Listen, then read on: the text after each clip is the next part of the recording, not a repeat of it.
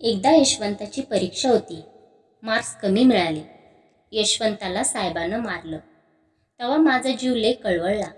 साहेबांना सांगितलं, हे बघा, माझ्या पोराला तुम्ही मारायचं नाही. जन्मल्यापासून आजारी आहे. त्याचं डोकं चालत नाही. तो तुमच्या एवढा हुशार नसेल. अगं, अभ्यास करायला नको का?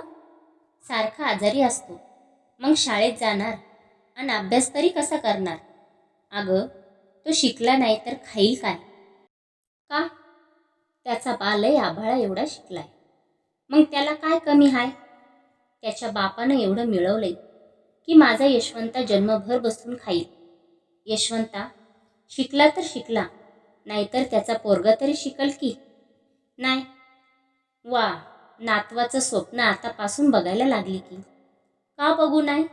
अहो, आपली 4 पोरं आपण मातीआड घातली.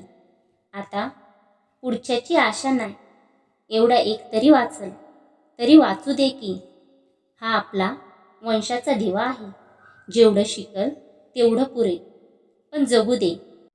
ह्या माझ्या बोलण्यानं साहेब गप्प झालं. जरा वेळानं म्हणाले, हे बघ, तुझ्या या लाडक्या यशवंताला माझ्या सुकड्याला कधीच मारणार नाही. मग तरी झालं. त्या दिवसापासून साहेबानं त्याला मारलं नाही की रागवलं नाही.